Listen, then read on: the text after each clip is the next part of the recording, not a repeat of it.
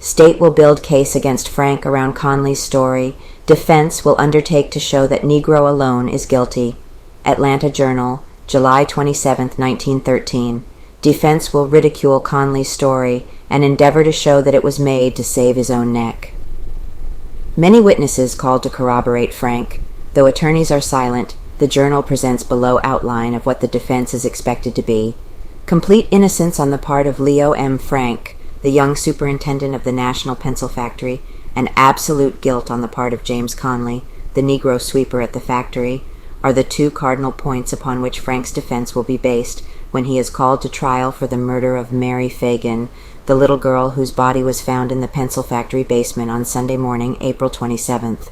Frank's attorneys, Luther Z. Rosser and Reuben R. Arnold, two of the South's ablest lawyers, have carefully concealed the plans of the defense, but enough has come to light to conclusively indicate that they not only expect to convince the jury that Frank is innocent, and that it would have been a physical impossibility for him to have committed the murder without detection, but that Conley, the Negro, did have such an opportunity and that robbery was his motive for killing the girl. The defense evidently holds to the idea that to satisfactorily establish Frank's innocence and bring about his exoneration, it is necessary to clear up the murder mystery. This it will attempt to do by convincing evidence as to the guilt of the Negro. Ever since Conley made his last famous affidavit of confession in which he swore that at Frank's instance he helped to carry the dead girl into the basement and wrote the notes found by her body. Frank's attorneys have worked on the theory that single-handed Conley murdered Mary Phagan and that he sought to implicate their client as the principal in order to save his own neck. The alleged inconsistencies in Conley's confession will be stressed, and its alleged improbabilities will be dissected before the jury. A piece of Mary Phagan's pay envelope and a bloody club, said to have been found in the dark recess near the factory stairs, where Conley admits he was in hiding on the morning of the murder, will be produced as corroborative evidence, as will an affidavit from W. H. Mincy, an insurance agent, who swears that on the afternoon of the murder, Conley, stupefied with drink, told him that he had killed a girl. A vigorous attack will be made upon the state and the Atlanta City detectives for the alleged protection which has been accorded Conley since he made his confession, and it will be asserted by the defense that had not the Negro been so wet-nursed as it has been charged, he would have long ago admitted his guilt and exonerated Frank. Purpose of defense. The main effort of the defense will be to break down Conley's statement, which makes Frank the principal in the murder. It will be contended that the girl was killed on the first or ground floor of the factory instead of on the second floor, where Conley said he found the body when he was called up by Frank. By Conley's own statement, it will be shown that he was in hiding behind a pile of boxes near the staircase on this floor from 9 o'clock on the morning of April 26th.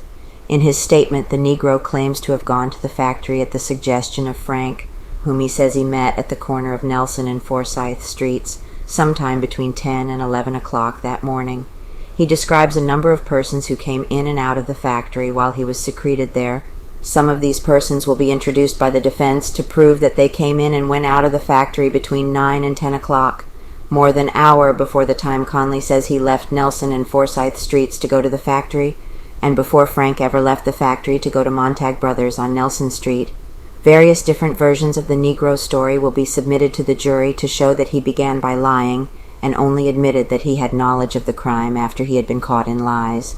It will be claimed that Conley is a cunning Negro, that he was perfectly familiar with the factory and its operations, that he is kept posted on everything that has been printed in connection with the murder, and that he has shaped his confession to fit the published facts.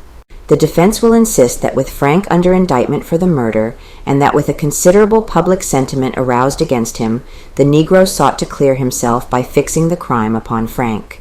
Conley's statement will be analyzed in detail. He declares that Frank told him on the day before the murder to meet him at Nelson and Forsyth Streets about 10 o'clock next morning.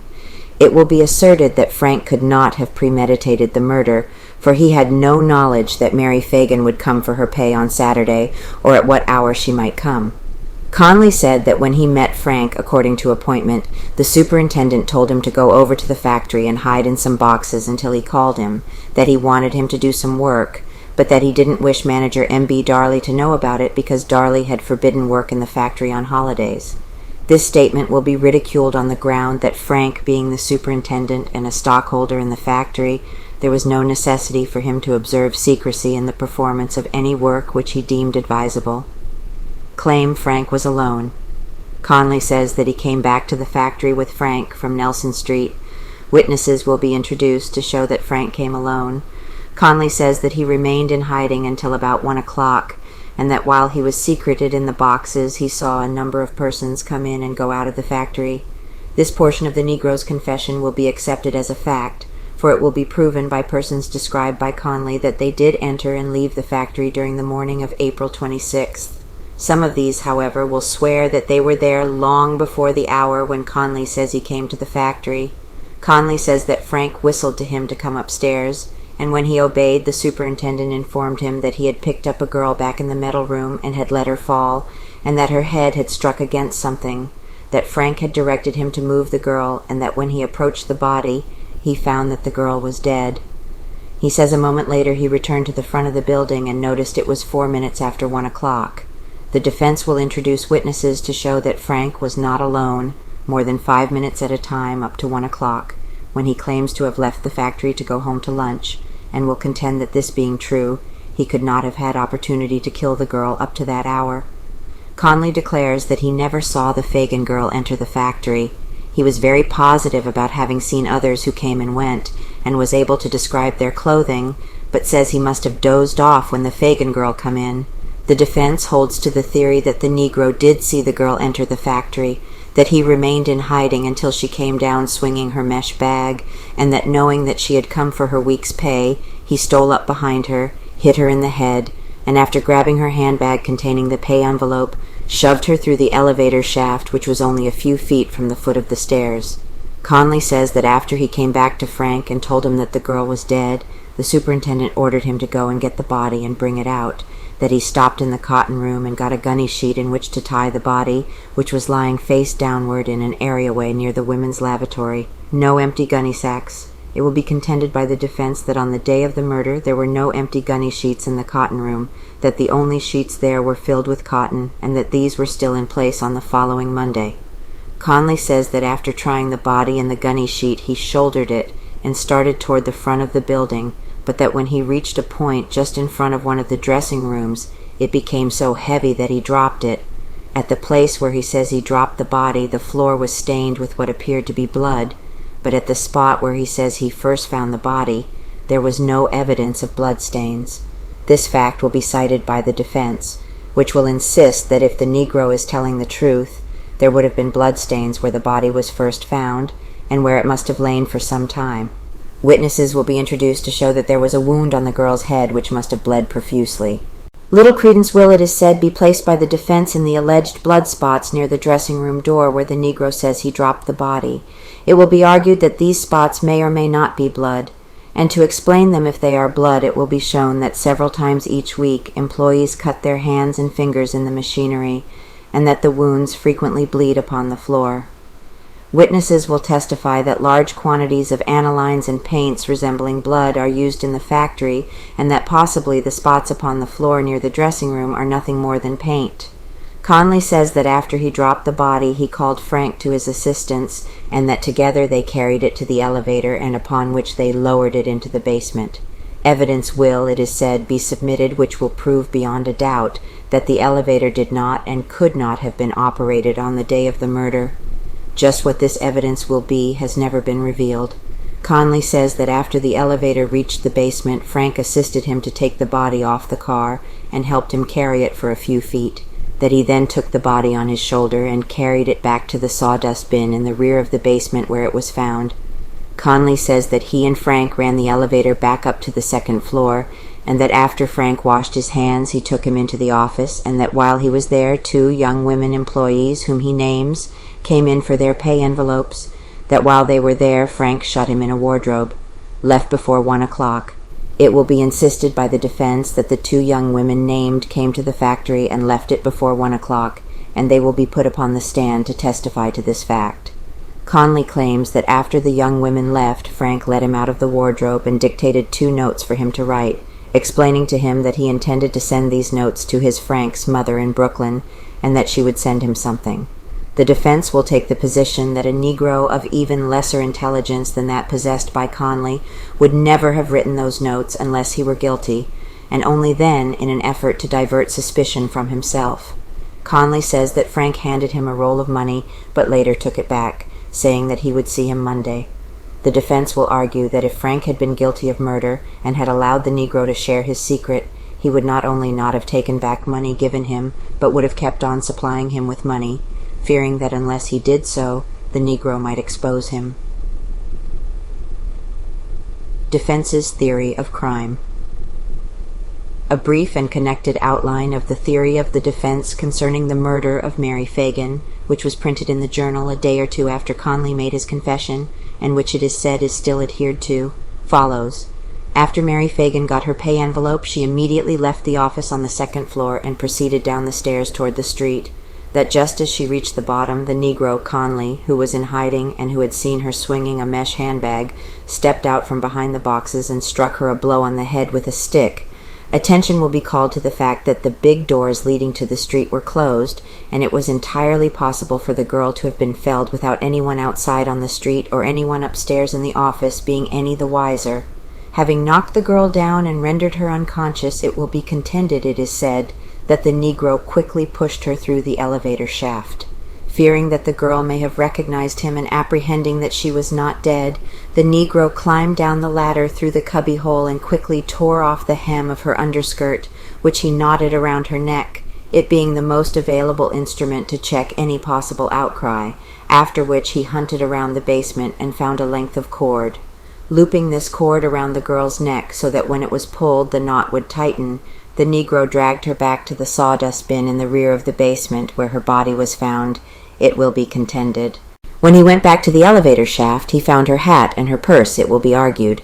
He placed the purse in his pocket, took the hat, and started back toward the rear of the basement. On the way, he picked up one of the girl's slippers, which had come off while she was being dragged.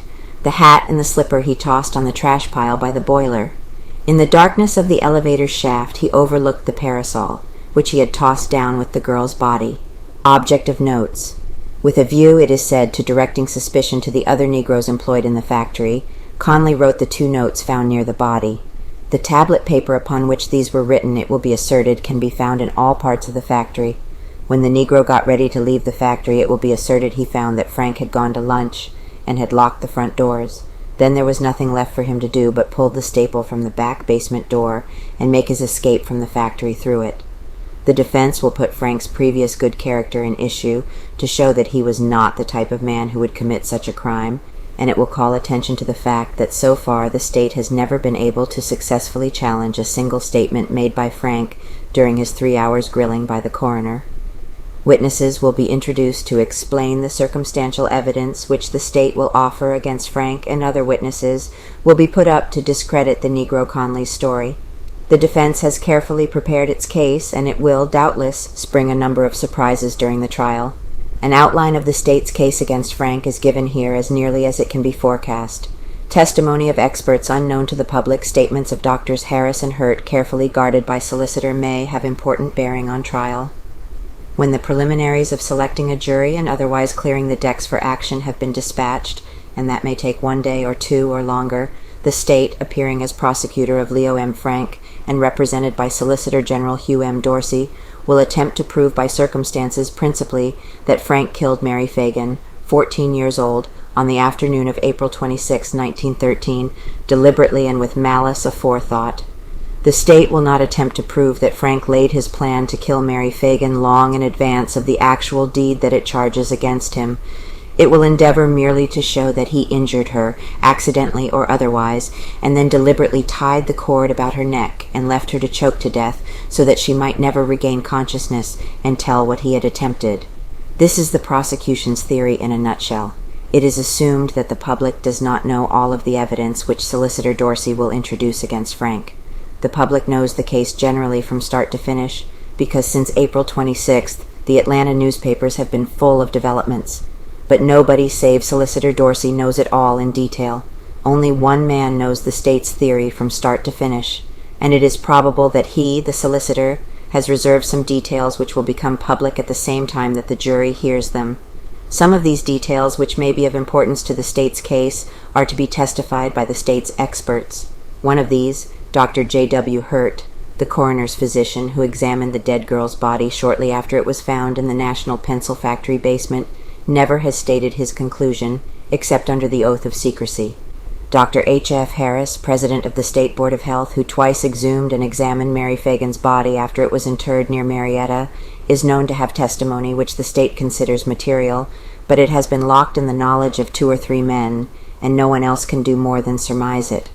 The confession of Jim Conley, the Negro sweeper at the factory, who has told the officers that he assisted Frank to dispose of the dead body of Mary Phagan, and that he himself wrote the notes which were found beside her body, will be backed up by the state as strenuously as it will be assailed by the defense. Evidence intended to corroborate details of the Negro's story will be put before the jury by the state. The Negro Conley will be the witness around whom the whole case will revolve. Case in detail. In their proper sequence, here are related the essential circumstances which the prosecution will endeavor to prove: that Leo M. Frank was in the factory that day. This can be shown by several witnesses, even if Frank's own sworn testimony before the coroner's jury is barred by objection of the defense. That Mary Phagan called at the factory that day. This can be proven by implication, though Frank and the Negro Conley are the only people who so far have stated that they saw her there, and the Negro does not claim to have seen her until she was dead. G.W. Epps, the newsboy, playmate, and neighbor of Mary Phagan, probably will be introduced at this juncture to swear that he rode to town with Mary that day on the trolley car, and that she left him to go to the pencil factory for her pay, and that she had an engagement to meet him in half an hour to witness the Memorial Day parade on Whitehall Street, but that she did not return. The boy may testify also that Mary had told him she was afraid of Frank. Conley, the Negro, will be the witness to testify that he saw her dead body in the factory. Save by Frank's own statement or testimony, it cannot be shown, so far as the public knows, that Mary Phagan was seen alive in the factory.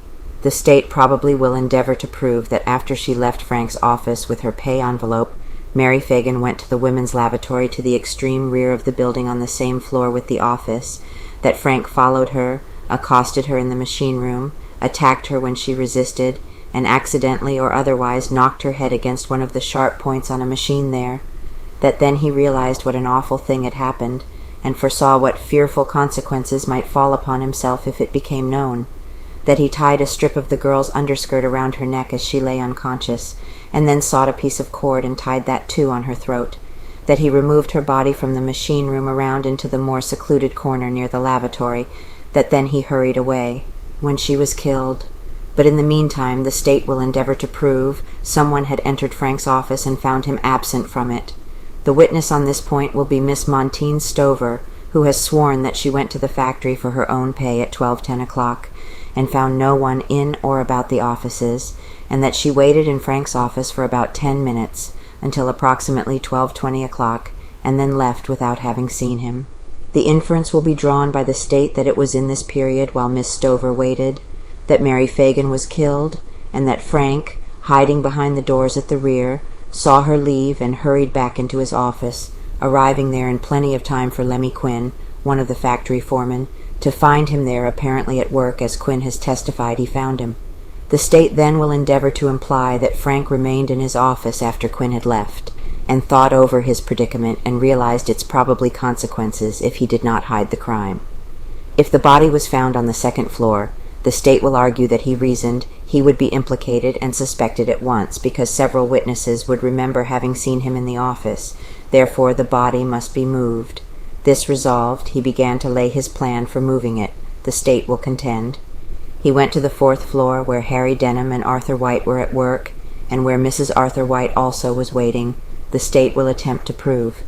He ascertained that Mrs. White was about to leave, and hastened her departure, and locked the 2 men in the upper part of the building when they told him they would work until he got back from lunch. Then, presumably with no one else, as far as the public knows, in the building, the state will contend, Frank followed Mrs. White down to the street door and locked it after her, and turned to find Jim Conley, the Negro sweeper, who had been dozing in the corner by the staircase behind the elevator. Mrs. White will testify that she had seen the Negro there. With his way to the basement thus shut off by the Negro's presence where he could see anybody go down, the state will try to prove Frank, in confusion and perhaps panic, called the Negro into the matter, as the Negro will testify, telling him that he had dropped a girl back yonder and hit her head against something, and that she was unconscious, and directing him, the Negro, to go back and bring her out. Jim Conley's testimony. Here is where the testimony of Jim Conley becomes the case of the state. By direct evidence again, the state will attempt to convince the jury upon Jim Conley's testimony that the Negro found the girl was dead and not merely unconscious, that he called this out in fright to Frank, who was waiting on the guard near the front, that Frank told him angrily to pick up her body and come on, that the Negro got a crocus sack and laid the body upon it, with the girl's hat and shoe, which had been knocked off and dragged off, that the Negro shouldered his gruesome burden and started around toward the front with it, but that it slipped from his shoulder at the little dressing room in front of which bloodstains were found on the floor, that Frank came and helped him from that point to the elevator, that Frank ran the elevator to the basement and directed the Negro to take the body away back into the darkness, and stood guard in the trap door at the top of the ladder until the Negro returned, that the Negro ran the elevator up from the basement, Frank jumping aboard at the street floor and jumping off before the elevator had quite reached the second floor, that Frank went around behind the elevator and washed his hands and then took the Negro into the office and dictated the notes and gave the Negro money, but took it back, saying he would give it to him, the Negro, later, and then gave him a small sum in a cigarette box, dismissing the Negro. Conley there steps out of the case. If Mrs. Arthur White swears that she saw the Negro Conley sitting on the boxes behind the stairs when she left the factory, the state will doubtless endeavor to develop that point in argument and corroborative testimony if possible, for if the Negro was there then, after Mary Phagan had disappeared in the factory, the state will seek to convince the jury that he could not possibly have committed the murder himself, as the defense will seek to show. It will probably be argued that no Negro would kill a person, particularly a white girl, and then sit around aimlessly where he would be seen and suspected. The state will endeavor to show that Frank's behavior on the afternoon of the murder was unusual. The night watchman, Newt Lee, will testify that the superintendent let him off for several hours and told him to go out and enjoy himself, that Frank appeared agitated when at 6 o'clock, as he was leaving the factory, he met J.M. Gant, a discharged bookkeeper, at the foot of the stairs, and that Frank called up the factory that evening by telephone to ask if everything was all right. Gant's testimony will be used by the state to corroborate that part of Lee's testimony about Frank seeming agitated. Was elevator moved? Further, the state will try to prove that the elevator was moved on April 26th. It will introduce witnesses tending to corroborate portions of Conley's statement. It will get before the jury by the testimony of witnesses that Frank was agitated on the following morning when the first investigation of the mystery was underway, and that he was afraid of the girl's body. Manola McKnight, Negro cook in the Frank household, may be called by the state as one of its own witnesses. What more than this the state will attempt to prove is problematical, beyond establishing, of course, the fact that Mary Phagan was murdered. This will be proved by the testimony of Newt Lee, the Negro night watchman, who found the body in the cellar an hour or two after midnight, and by the testimony of the police officers. The state may seek to establish further details implying motive or attempted purpose or accomplished purpose by the testimony of Doctors Hurt and Harris.